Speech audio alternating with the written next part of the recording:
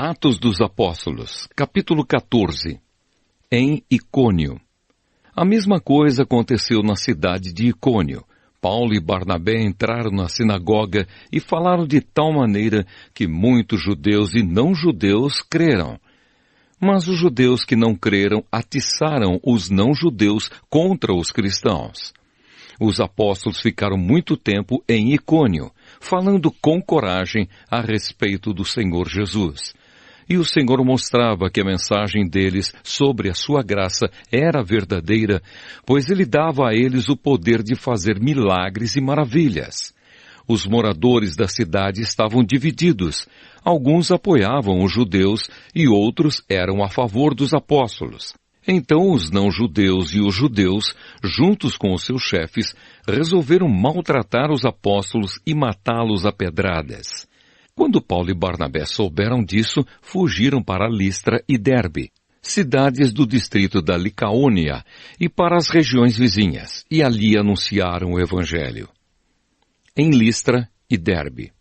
Na cidade de Listra havia um homem que estava sempre sentado porque era aleijado dos pés. Ele havia nascido aleijado e nunca tinha andado. Esse homem ouviu as palavras de Paulo e Paulo viu que ele cria que podia ser curado.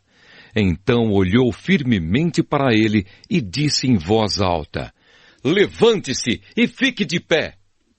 O homem pulou de pé e começou a andar. Quando o povo viu o que Paulo havia feito, começou a gritar na sua própria língua: "Os deuses tomaram a forma de homens e desceram até nós."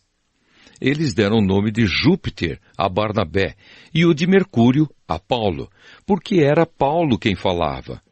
O templo de Júpiter ficava na entrada da cidade, e o sacerdote desse deus trouxe bois e coroas de flores para o portão da cidade. Ele e o povo queriam matar os animais numa cerimônia religiosa e oferecê-los em sacrifício a Barnabé e a Paulo. Quando os dois apóstolos souberam disso, rasgaram as suas roupas, correram para o meio da multidão e gritaram: "Amigos, por que vocês estão fazendo isso? Nós somos apenas seres humanos como vocês. Estamos aqui anunciando o Evangelho a vocês para que abandonem essas coisas que não servem para nada. Convertam-se ao Deus vivo que fez o céu, a terra, o mar e tudo o que existe neles. No passado, Deus deixou que todos os povos andassem nos seus próprios caminhos, mas Deus sempre mostra quem Ele é por meio das coisas boas que faz. É Ele quem manda as chuvas do céu e as colheitas no tempo certo. É Ele quem dá também alimento para vocês e enche o coração de vocês de alegria." Mesmo depois de terem dito isso, os apóstolos tiveram muita dificuldade para evitar que o povo matasse os animais em sacrifício a eles. Alguns judeus que tinham vindo das cidades de Antioquia e de Icônio conseguiram o apoio da multidão.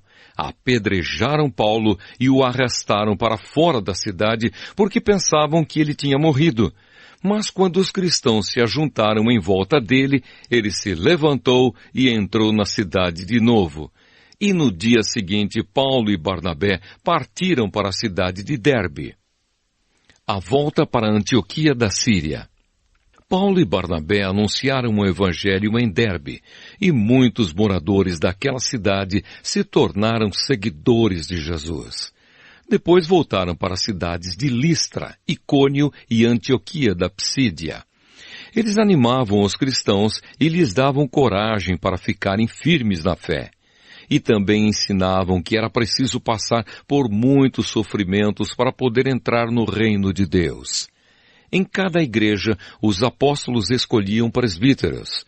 Eles oravam, jejuavam e entregavam os presbíteros à proteção do Senhor em quem estes haviam crido. Então Paulo e Barnabé atravessaram o distrito da Psídia e chegaram até a província da Panfilha. Anunciaram a palavra em Perge e depois foram para o porto de Atália. Dali foram de navio para Antioquia da Síria, onde eles haviam sido entregues aos cuidados de Deus para o trabalho que agora estavam terminando.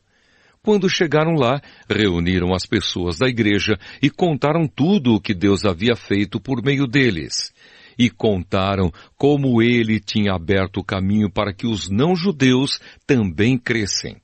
E ficaram muito tempo ali com os seguidores de Jesus.